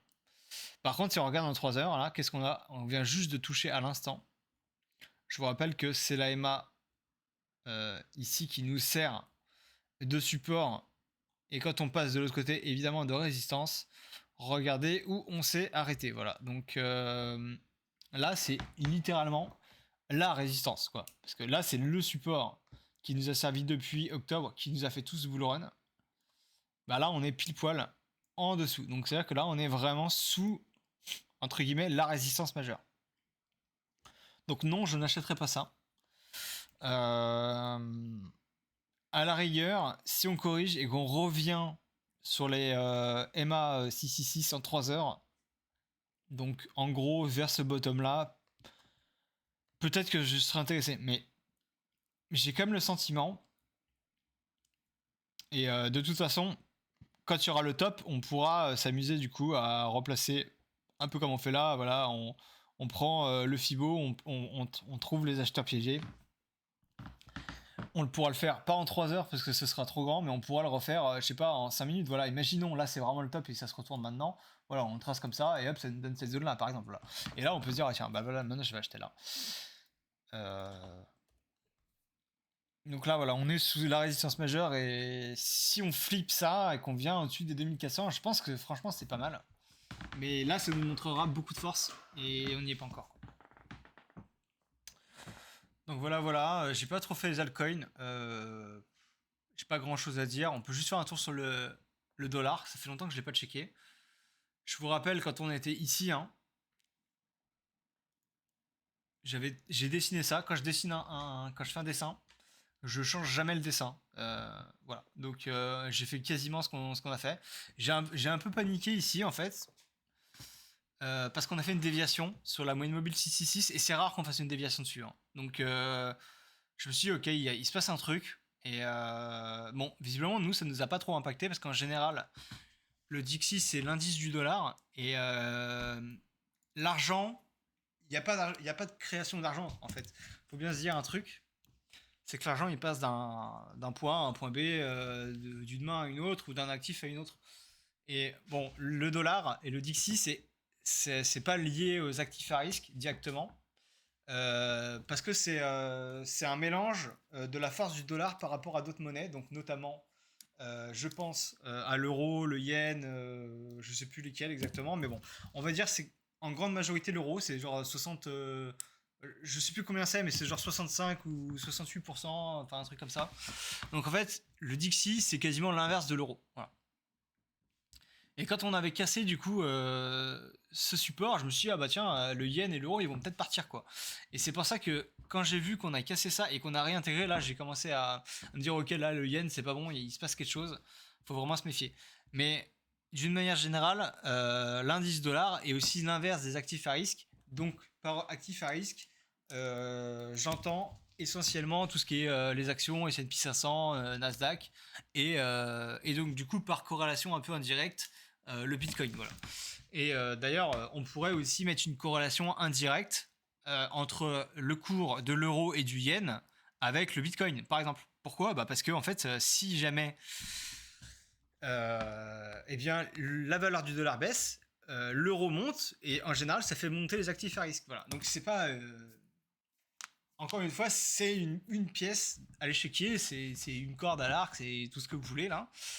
Mais c'est quelque chose qui va nous permettre de faire notre analyse. Et c'est pour ça que c'est intéressant de suivre plus ou moins le prix du dollar. Voilà. Et si le prix du dollar, il s'amène à casser sa MA 666 et qu'on vient s'amener en dessous, là, je voudrais vraiment bien croire à un énorme bull run du Bitcoin, etc. Parce que c'est comme ça que ça va se passer. Mais quand on arrive sur la MA 666, on fait quasiment tout le temps un rebond. Alors là, on a déjà fait un rebond là, donc on avait peut-être moins de chances d'en faire un là. Voilà. Parce que quand on vient la taper, et qu'on vient la taper la première fois, on fait mais quasi systématiquement un rebond. Voilà. Par contre, la deuxième fois, on peut la casser déjà. Et là, c'est assez proche, donc voilà. C'est un petit peu comme un ricochet, vous voyez. C'est quand on jette le ricochet qu'il a beaucoup d'élan. Quand il va taper sur l'eau, il va tout le temps rebondir, mais au bout d'un moment, quand il tape plusieurs fois, on voit au début, il fait des gros rebonds, et plus ça avance, et plus il fait des petits rebonds, et plus il menace de couler. C'est pareil pour le cours, en fait. C'est vraiment, c'est de l'énergie, hein, tout comme le ricochet, c'est de l'énergie, et l'énergie, quand elle perd en puissance, bah, elle s'enfonce plus, et elle rebondit moins puissant. Voilà, et c'est exactement ce qui se passe là, c'est-à-dire que là, ça s'est un petit peu enfoncé, donc il y a un petit peu de faiblesse. Et si on y retourne, là, je veux bien croire que ça va casser, et si ça casse, bah là, on risque d'avoir un FOMO des actifs à risque. Il n'empêche que là, on a créé une nouvelle tendance haussière, c'est-à-dire que là, on a cassé ce range à la baisse, donc pour faire croire que ça cassait. Pullback en plus sur la 666 pour réintégrer, donc ça c'est haussier. Sommet supérieur, et là, on fait un creux supérieur à celui-là, et donc là, potentiellement, on ira chercher là. Voilà. Et là, ce serait vraiment ma zone de top idéale. Et quand on sera là, je serai vraiment, je pense, bullish parce que j'ai énormément d'informations qui convergent vers cette zone-là. Je l'avais déjà dessiné en juillet, donc cette zone d'acheteur-là qui pourrait être amenée à revendre ici. Et en plus de ça, ça c'est ma zone long terme. Donc les gens qui ont acheté tout ici, ils sont amenés à revendre, on va dire, dans la zone rouge. Donc là, ils l'ont déjà fait. Donc là, on a eu un excès, qu'on a eu ici, réintégration. Et en général, quand on a cet excès, on vient retaper une deuxième fois plus tard et bloquer sur le prix là. Voilà. C'est pas systématique, mais ça arrive assez fréquemment. Voilà. Et en plus, ça correspond aussi. Le trait rouge, là, c'est du coup cette zone à très long terme. Donc voilà, ça, c'est une zone à moyen long terme. Là, c'est vraiment une zone très long terme. Là, c'est depuis déjà 2014. Donc voilà. Alors,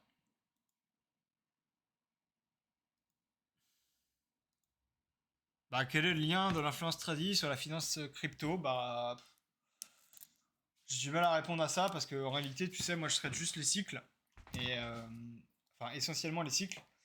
Et forcément, s'il y a de l'argent qui sort bah, du coup du dollar, bah, tout simplement, il va aller vers les actifs à risque. Donc, à commencer bah, par le S&P 500, Nasdaq et les cryptos, voilà. Et en plus, depuis qu'il y a les ETF, je pense qu'il y a encore plus de chances que ça joue. Mais ça jouait déjà parce qu'il y a les market. En fait, c'est les market makers qui jouent beaucoup avec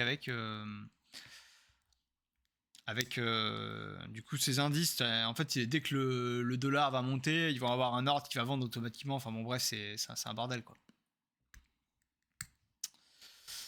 Donc voilà, je pense que je vais arrêter parce que sinon ça va faire trop long la vidéo. Mais si t'as une dernière question, tu peux.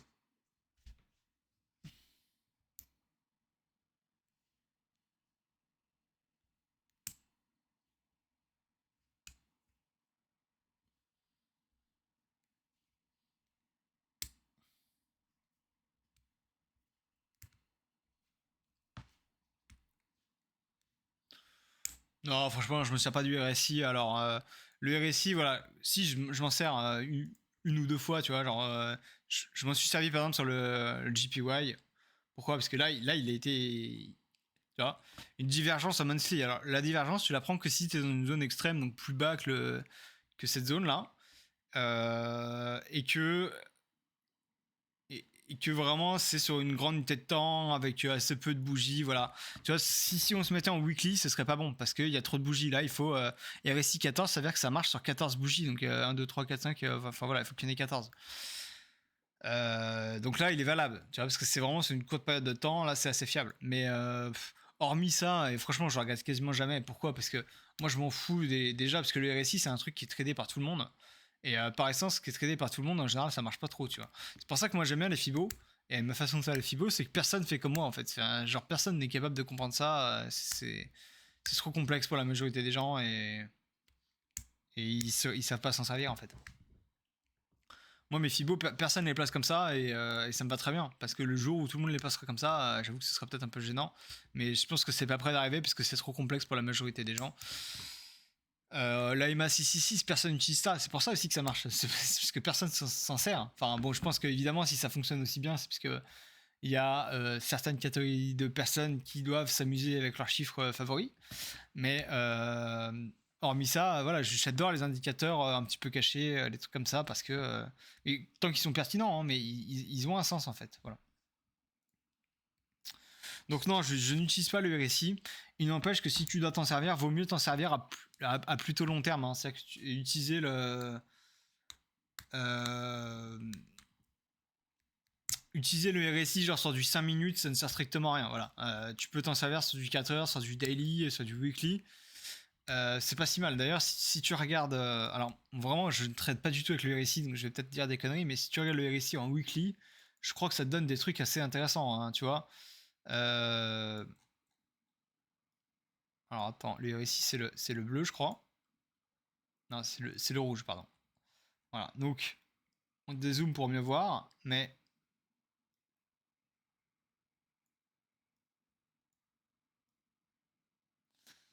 Voilà, là, les deux endroits qui étaient oversold sur le RSI, il y a là. Et là, il y a là. Donc là, voilà, c'est le bottom. Bon, ok, là, il y avait eu FTX derrière encore de pire. Là, qui nous avait fait une belle divergence en weekly. Certes, mais voilà. Alors ici, attends, on va se mettre dans le logarithmique pour voir si ça correspond avec tous les bottoms. Mais là, plus bas sur le RSI, bah, c'est le bottom. Ici, à peu de choses près, bon, il y a eu un double bottom. Ici, bah voilà, là, c'est le bottom. Là, c'est le bottom aussi, crash Covid. Donc voilà. Je dis pas que c'est inutile. Je dis juste que moi, c'est pas trop mon délire. Mais on peut faire des choses intéressantes avec le RSI. Voilà. Et en haut, c'est le shop. J'avoue que je me sers pas du tout, mais le shop, c'est un indicateur d'énergie, quoi. Ça nous donne un peu une idée de si le cours il a assez fait de range et qu'il est prêt à partir. D'ailleurs, c'est vrai que ça pourrait être intéressant de regarder où est-ce qu'il en est. Là, il est faible en 4 heures. Et en daily, on est où? En daily, on est épuisé. Ouais, il se passe pas grand chose là, hein. Ouais, à mon avis, on n'a pas fini de ranger, hein, parce qu'en général, le prix il part quand le range et le shop est élevé, tu vois. Et là, c'est vrai qu'il est pas très élevé. En 4 heures, en 3D. En 3D, il est un peu chargé. Ah, il a commencé à se décharger en 3D. Euh, ok, ça c'est intéressant pour le coup. Parce que le fait qu'il ait commencé à se décharger, alors soit ça peut faire un pétard mouillé comme ça, là, il se passe rien. Soit ça peut être la veille d'un gros mouvement, hein. Voilà. Et en weekly, il est bien déchargé, il est en train de se recharger. Bon, on va voir. Voilà, voilà.